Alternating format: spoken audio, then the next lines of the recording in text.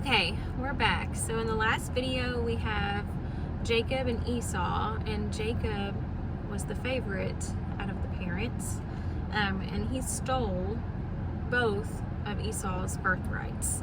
So it looks Esau got mad, so Jacob was told to flee so that Esau wouldn't murder him. And so now Jacob is trying to find his wife. So this is the story. It says Jacob marries Leah and Rachel. All right, it says, after Jacob had stayed with him for a whole month, Laban said to him, just because you are a relative of mine, should you work for me for nothing? Tell me what your wages should be. Now Laban had two daughters. The name of the older was Leah, and the name of the younger was Rachel. Leah had weak eyes, but Rachel had a lovely figure and was beautiful.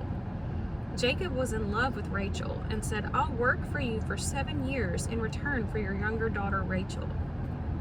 Laban said, it's better that I give her to you than to some other man. Stay here with me. So Jacob served 7 years to get Rachel, but they seemed like only a few days to him because of his love for her. Then Jacob said to Laban, give me my wife. My time is completed, and I want to make love to her. So Laban brought together all the people of the place and gave a feast.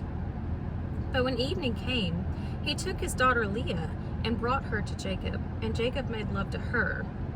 And Laban gave his servant Zilpah to his daughter as her attendant. When morning came, there was Leah.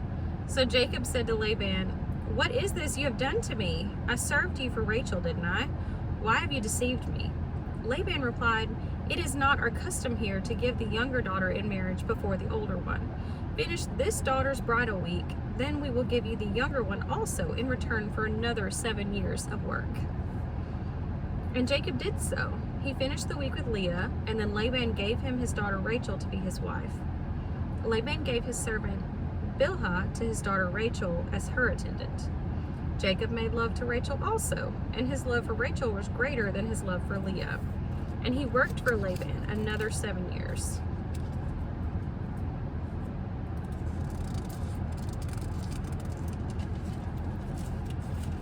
I mean, kind of feel bad about that, but at the same time, he deceived Esau, so I guess he also got deceived in return.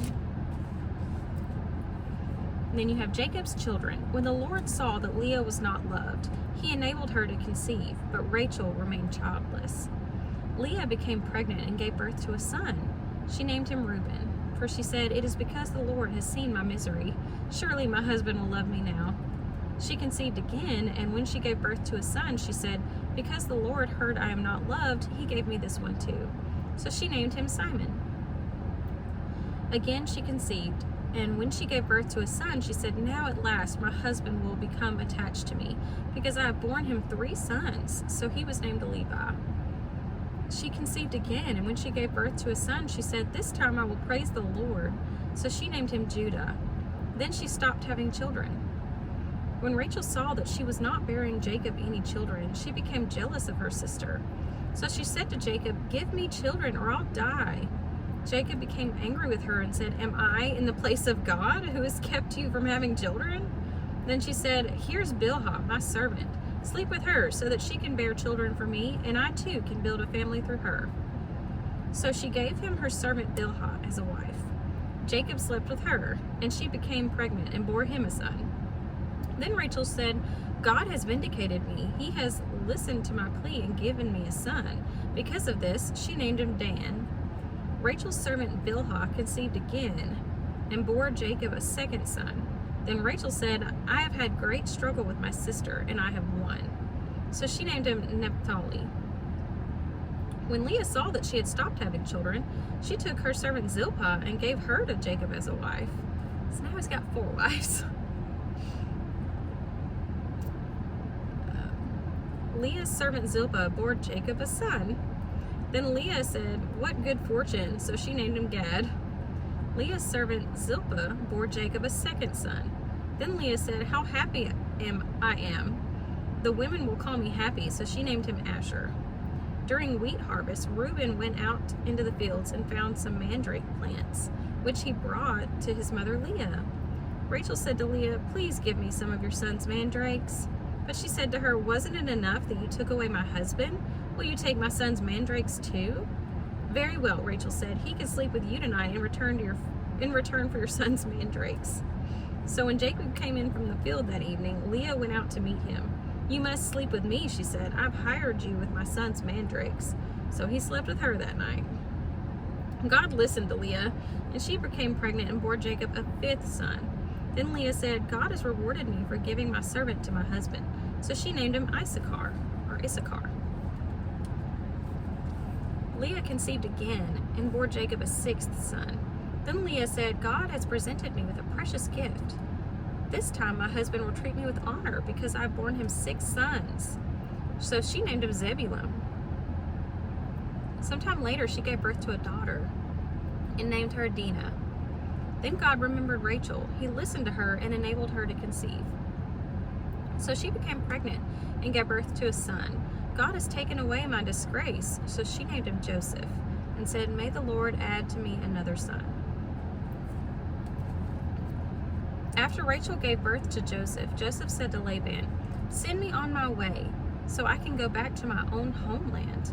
Give me my wives and children for whom I have served you, and I will be on my way. You know how much work I've done for you."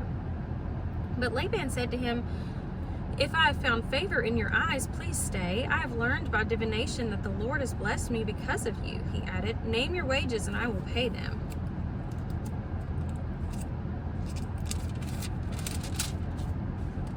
Jacob said to him, "You know how I have worked for you and how your livestock has fared under my care. The little you had before I came has increased greatly, and the Lord has blessed you wherever I have been. But now, when may I do something for my own household?" "What shall I give you?" he asked. "Don't give me anything," Jacob replied, "but if you will do this one thing for me, I will go on tending your flocks and watching over them. Let me go through all your flocks today and remove from them every speckled or spotted sheep, every dark-colored lamb, and every spotted or speckled goat. That will be my wages, and my honesty will testify for me in the future. Whenever you check your wages, you have paid me. Any goat in my possession that is not speckled or spotted, or any lamb that is not dark-colored will be considered stolen." "Agreed," said Laban. "Let it be as you have said." The same day he removed all the male goats that were streaked or spotted, and all the speckled or spotted female goats, all that had white on them, and all the dark-colored lambs, and he placed them in the care of his sons. Then he put a 3-day journey between himself and Jacob, while Jacob continued to tend the rest of Laban's flocks. And Jacob, however, took fresh-cut branches from poplar, almond, and plane trees, and made white stripes on them by peeling the bark and exposing the white inner wood of the branches.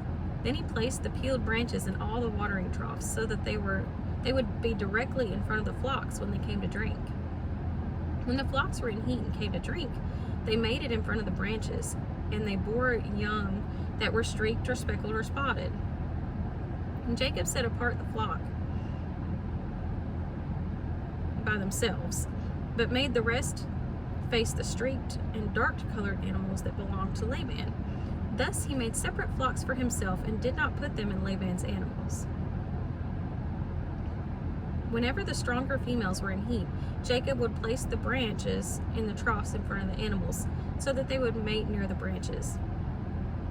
But if the animals were weak, he would not place them there, so that weak animals went to Laban and the strong ones went to Jacob. In this way, the man grew exceedingly prosperous and came to own large flocks and female and male servants and camels and donkeys. Jacob flees from Laban. Jacob heard that Laban's sons were saying, "Jacob has taken everything our father owned and has gained all his wealth from what belonged to our father." And Jacob noticed that Laban's attitude toward him was not what it had been. Then the Lord said to Jacob, "Go back to the land of your fathers and to your relatives, and I will be with you." So Jacob sent word to Rachel and Leah to come out to the fields where his flocks were. He said to them, "I see that your father's attitude toward me is not what it was before, but the God of my father has been with me, and you know that I've worked for your father with all my strength. Your father has cheated me by changing my wages 10 times. However, God has not allowed him to harm me.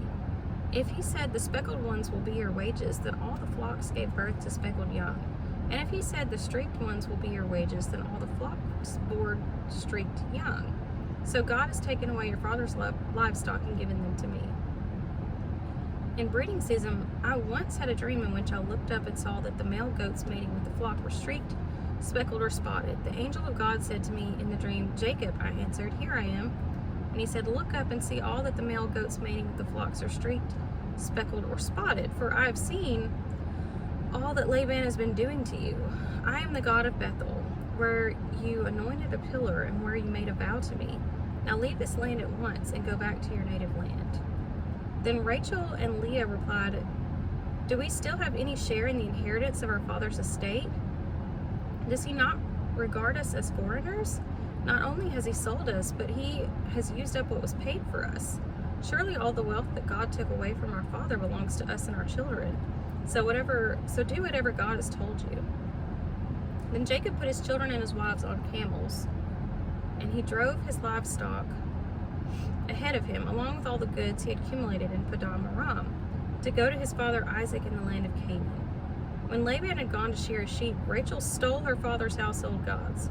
Moreover, Jacob deceived Laban the Aramean by not telling him he was running away.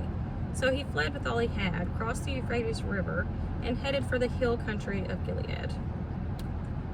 Okay, I think that's all we have time for today. But it seems like he's going through something, but again, he kind of had it coming. So we'll see where he goes after this.